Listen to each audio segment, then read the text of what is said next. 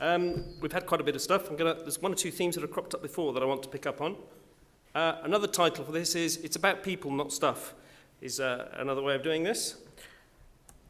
Who is the National Flood Forum? For those who don't know, we're a national charity, just small, 13 employees. We've got several hundred groups, it's probably over 300 now, and we run a whole series of projects across the country working with communities to help those communities to work in partnership with the agencies to reduce their flood risk and manage it. So we help people prepare for flooding. We also help them to recover their lives after they have been flooded. So we're still working in Surrey, for example, following the floods in 2013-14. We worked for several years in West Sussex, 18 months in Cumbria, and so on and so on and so on. And we also work to put flood risk communities and their needs at the centre of policy making and operational delivery. Why we're a bit different? We're independent, so when we work with communities, they tend not to give us the same reaction as if the local authority turns up or environment agency or so on. And we also work to empower people. Our aim is to give them the control, give them the tools so that they can do the working. It's not us doing working on their behalf, it's the communities who are working with partners. So we tend also to fill the spaces that others can't. We don't aim to replicate. We don't aim to go in and do something that somebody else is doing already. The DEFRA Flood Resilience Community Pathfinder, it was a pilot project to enable communities to find simple, effective ways to minimise their flood risk and improve levels of preparedness.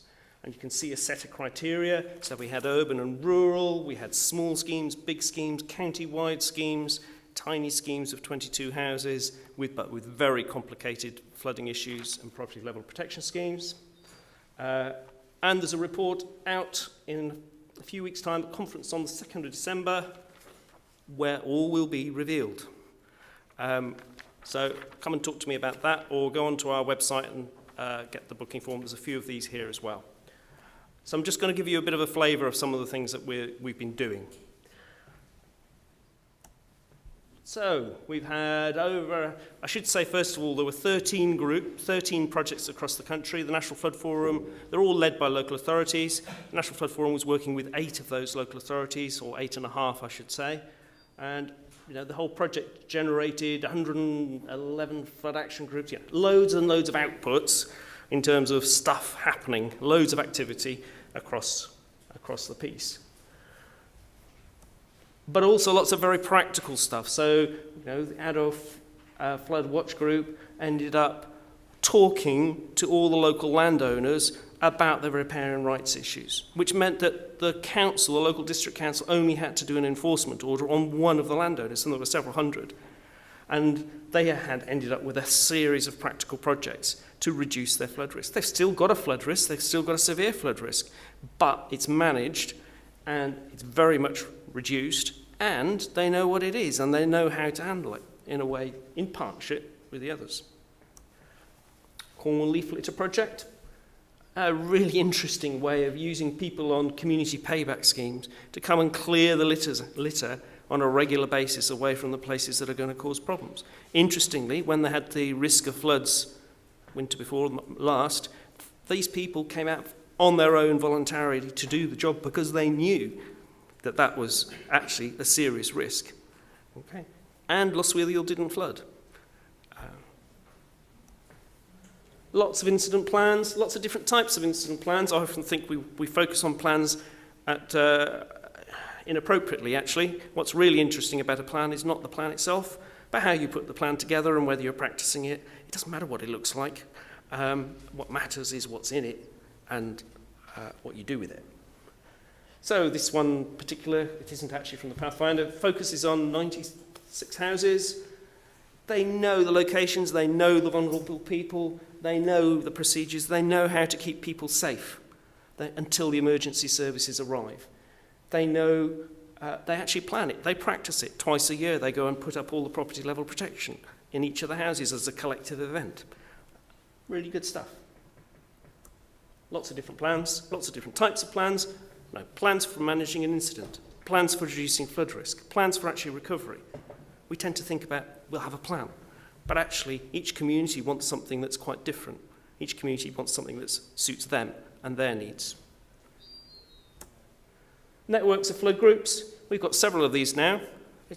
Great. You've got 14 flood groups in, West Sussex along the coast. Actually, by bringing them all together, they can share knowledge and experience. They can actually help each other. They can find out that actually they're not alone. They have actually peer-to-peer support. And what's more, they suddenly find that they've got the same issues. Development issues, short sea outfall pipe, flat valve issues, whatever it happens to be. And all of a sudden, by working together, they can start to address those things collectively. And in this, the West Sussex example, we've got them linked into the County Strategic Flood Risk Management Group. So they're having a direct feedback into and able to plan as part of what's going to happen in the county in terms of flood risk management for the future. And the voice of the community is straight in that for the first time ever. So this is all about resilience and sustainability. It's all about flood action groups reducing flood risk by working with agencies and authorities. I need to change that slide. It's about giving people the tools and the support, giving them the control, and that's the important word, how much we're prepared to give people control, to be able to engage effectively and be part of the solution. And it's difficult stuff. It's also about, we've had a lot of talk about, is it natural processes, is it SUDS, is it whatever? It's actually everything, okay? And communities get it naturally. When you go and talk to a community, they get it naturally. They don't differentiate between one type of intervention and another. Once you actually start understanding what the risks are, we've got a whole series of projects at the moment that are dealing with catchment-based approaches. And at the same time, they're dealing with property level protection, or an incident plan, or keeping the gullies clean, or repairing management. It's everything together that's going towards managing your flood risk. And I haven't drawn it on here, but the water cycle is a key component. Thinking in terms of the water cycle is critical. On the other side of that, it's also about how we manage incidents. We need to be thinking of the full range of interventions and how the systems are sorted together to make sure that when we do have an incident, the lines of communications work effectively, people know what to do, there's clarity about what has to happen and when it happens and who does what. So it's not just about stuff, lessons learned, it's about people. Technical expertise is important. You would not go and send me, for example, to go and design a bridge, okay, or a flood defence scheme, all right? Working with communities properly requires technical expertise, particular skills. And we tend to not think about it. We think, well, I'm a member of the public, I can go and talk to somebody. It's not like that. It takes time. We had a 2-year DEFRA program, and at the end of that period, a lot of those groups were just beginning to get into their swing. It takes a lot of time. But if you want the benefits, you have to invest. Okay? One area that we don't invest in, as I always think, is with working with communities, is we go and design capital schemes and then go and consult communities. Actually, we should be working with those communities from the beginning of the project and helping them asking them to help design the projects in the first place, because they have the knowledge about the local place and so on. So we need to also understand the social capital. What's the thing that makes up those communities? Because we've worked in places like Slough, where we've got people with 40 different languages and nationalities sleeping in sheds out the back of the back, compared to West Sussex, leafy West Sussex, or Rochdale or Liverpool. Very, very different communities, but also with very different capabilities. Okay?